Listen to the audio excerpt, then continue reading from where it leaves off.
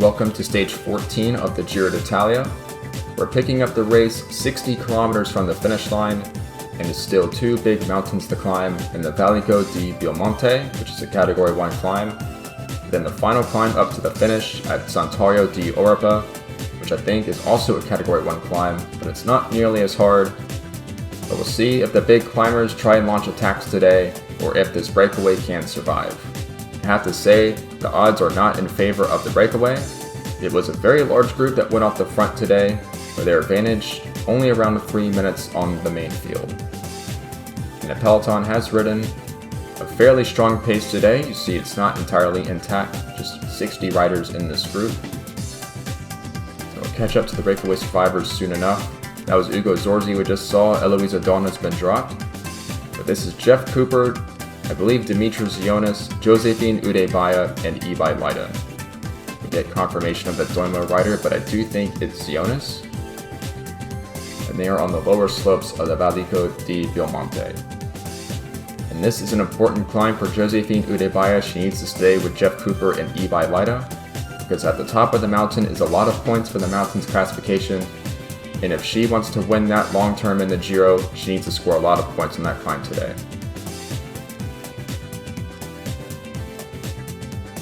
And meanwhile, in the peloton, Hippolyte Toutain is facing his first real test as the leader of the Giro d'Italia.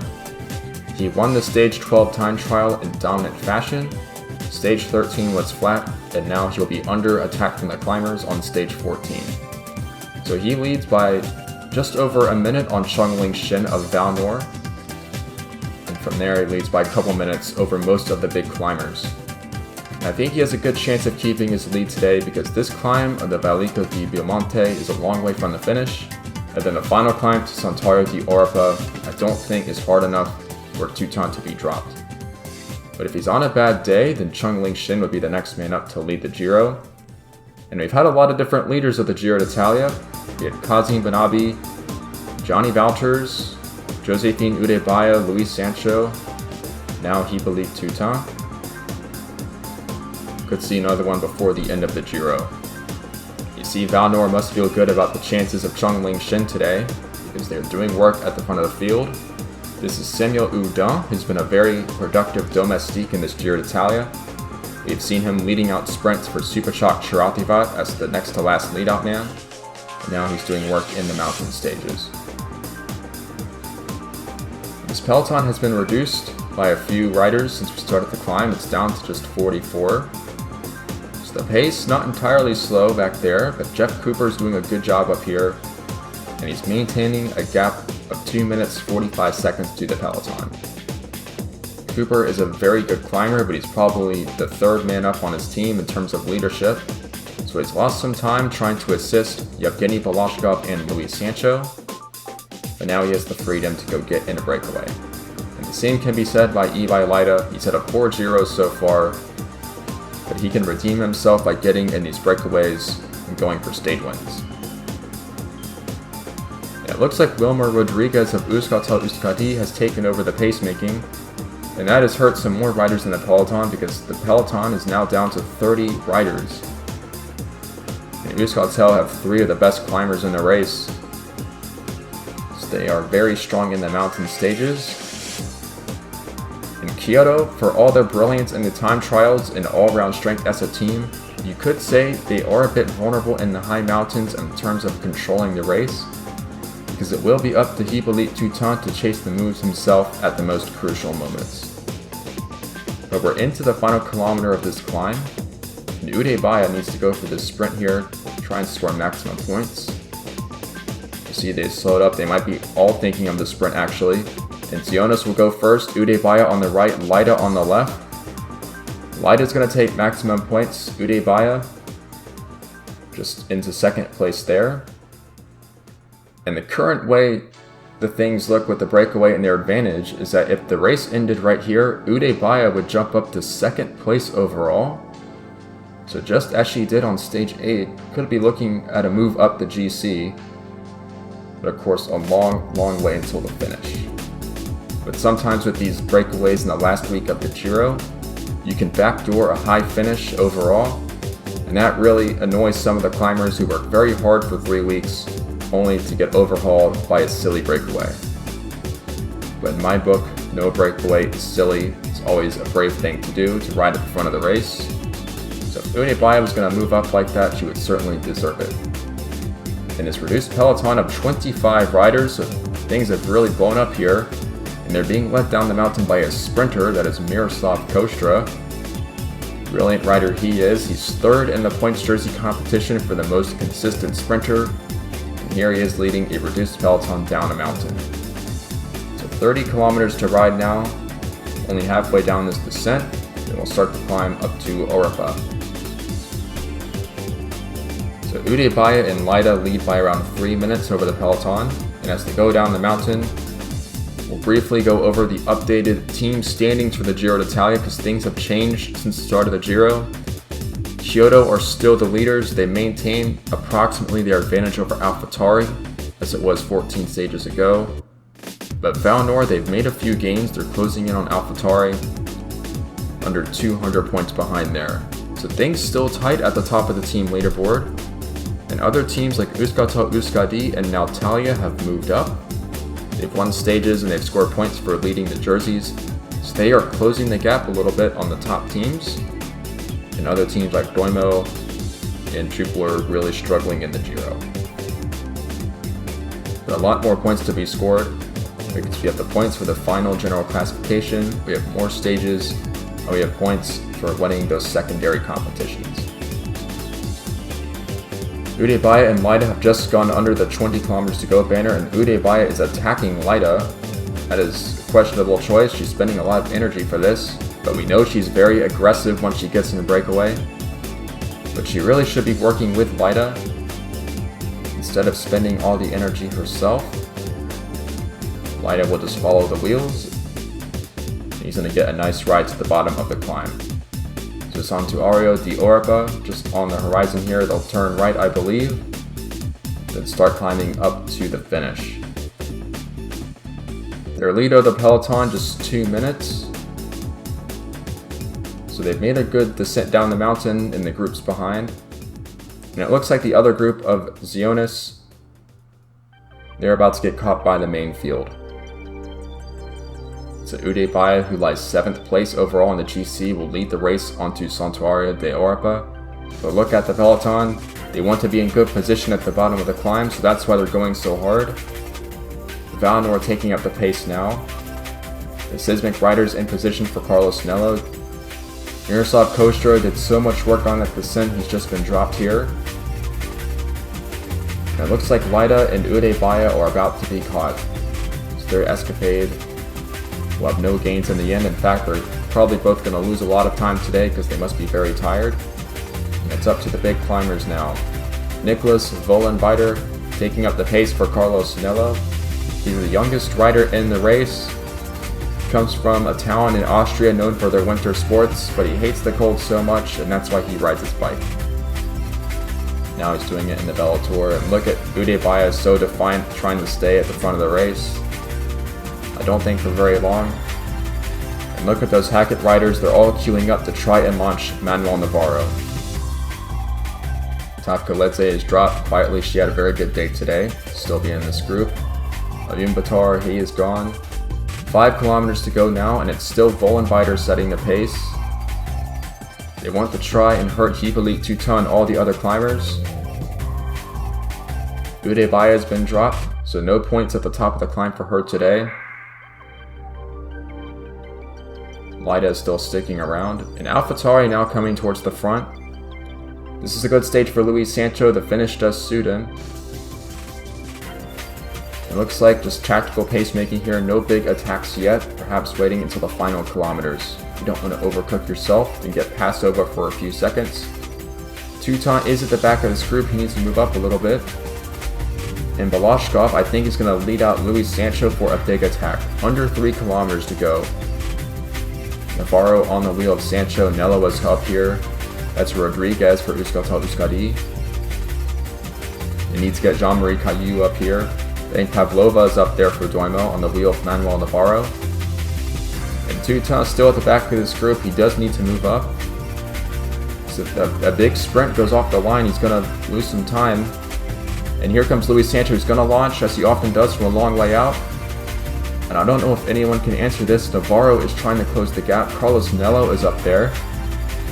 But it looks like a third stage win for Luis Sancho. No one's going to contest him on the uphill sprint. He's been unbeatable on those in the Giro d'Italia. And for the third time, he is first across the finish. Navarro will claim second place. Carlos Nello is third. Great ride by Balashkov to secure fourth. And here comes Caillou, Ling Shen, Pavlova, Tutin. There's Kelvin Moore and two more Kyoto riders. We'll see if there's any gaps between those front 10 or 11 riders at the finish. That'll be up to the race judges. It's Rudiger, Lucci, Rodriguez, Canale all losing some time today. So in the end, a big mountain stage with a lot of climbing ends up a bit neutralized. No big attacks until the final kilometer, but that's to be expected. This final mountain really wasn't hard enough to make a big difference. So the tension continues to build in the Giro, as the stages do get harder and harder, but they haven't been hard enough so far. We'll see if Superchak Charatibot here can finish inside the elimination time, and I think he will. So with that, we'll take it off to the results of the stage. The winner of the stage for the third time in 14 stages is Luis Sancho of AlphaTauri. He is scoring a lot of points in this Giro d'Italia by his brilliance in the uphill sprints. Manuel Navarro was second place, Carlos Nello third, and Yevgeny Balashkov fourth. Those four all given the same time.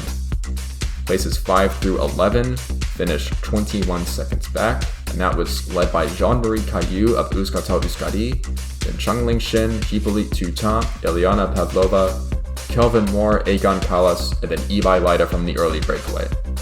And Leida had a great ride today because he was in that early break, and look at him finish with the leaders at the finish despite all the work he did today. Rico Rudiger lost a minute 17 seconds today, so he'll drop a place or two in the GC. So let's look at the updated GC, and not much should change. Hippolyte Tutin is still the leader by 1 minute 2 seconds over Changling Shen. Yevgeny Balashkov is up to third place, 1 minute 40 seconds back. Caillou is now down to fourth. Manuel Navarro up to fifth, 1 minute 55 seconds back. Egon Kalas up to sixth place. Rudiger is seventh. Luis Sancho back in the top 10, 3 minutes 46 seconds back. Then Kelvin Moore rounds out the top 10 at 4 minutes 12 seconds. And Josephine Udebaya lost a lot of time today, so she has fallen down to 17th place, over 8 minutes behind.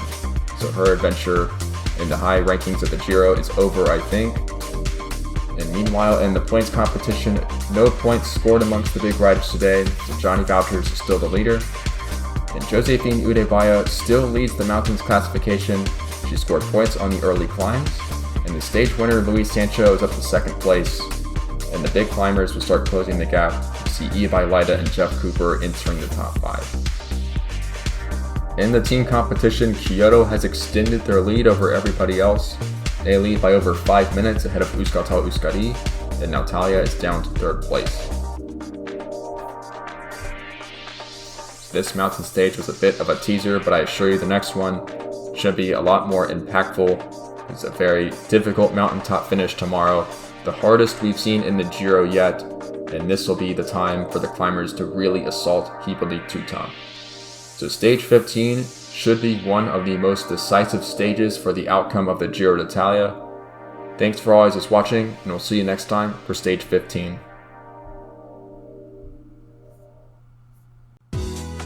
Welcome to stage 15 of the Giro d'Italia. We have a massive mountaintop finish at the end of today's stage, atop the Plan di Monte Campione. This breakaway group of 11 leads by just under 5 minutes ahead of the peloton.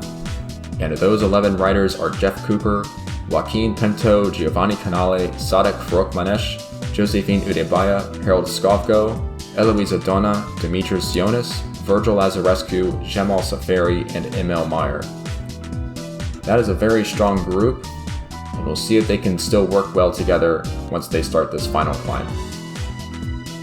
So a couple riders from Jupiler, Natalia, and Vitor Forstall, and Doimo. Jeff Cooper is kind of isolated here, is actually taking turns in this group, and it really should be up to the teammates. We have other leaders in this group to do most of the work. So maybe that group not as organized as we thought they were, but they're gonna turn left and then they'll start this climb up to the finish. Plan di Monte Campione is a very steep climb. It's 18.9 kilometers long, averaging around 7% gradient. It has a shallow section around 2/3 up the climb, so most of the gradient's around 9%. There's a couple really steep sections above 10%. Here comes the peloton driven by VeloTour. The group is completely intact. The pace has not been high today. It's been all about this final mountain. And VeloTour have so much to gain. They really need to gain time on Hippolyte Toutain.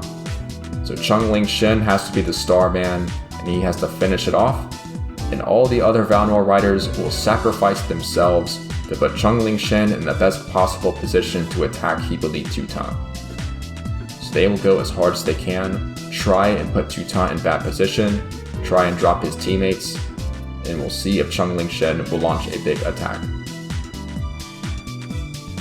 And while VeloTour are working well together as a team, this breakaway group is not working well together at all. Eloisa Donna is stuck doing the pacemaking, but the group's advantage to the peloton is down to just 2 minutes. So it is really evaporated into thin air, and as it stands, that group has no chance at all of winning the stage. So they will be sucked back into this main peloton. So one of the big climbers is going to win the stage. The question is which one? And VeloTour trying to make their case for Chongling Shen. Samuel Houdin, who's been a very good domestique, takes his turn. And now Jerome Moikin will take up the pacemaking. So you see how VeloTour have amassed so many riders at the front of this group. They are a team on the attack. Kyoto are on the defensive. Toutain has one lieutenant to his left there. That's probably Egon Kallas, who's also well positioned in GC. He started the day in 6th place. And the peloton already splitting up, and the breakaway group about to get caught. There they are. So the races come back together in this breakaway group. They launched a big attack. They had to ride across that long valley road in the wind. Now they'll have nothing to show for it today. VeloTour just going through the traffic here of all the caught riders. Once again, it's Houdin resuming the pacemaking. And one of the Euskaltel riders is coming forward. That's either Rodriguez or Rudiger. And once Euskaltel puts a climber on the front of this group, it's really going to get hard for everybody else. Dagoberto Pasquale, the first leader of the King of the Mountains jersey in this Giro. And we haven't seen much of him ever since, but there he is. He's taken his turn. And he's peeled off, so he's looking a bit tired now. He's a great teammate because despite being on his limit, he's done a little turn of pace to help his team leader. Here comes Rico Rudiger now, 9 kilometers to climb. And Euskaltel now in control. That team has 3 of the strongest climbers in the race. So we'll see if they can do any damage as a team today. Uday Baya interested in doing some pacemaking for Kelvin Moore, or maybe Rodolfo Lucci. We'll see who Natalia goes for today.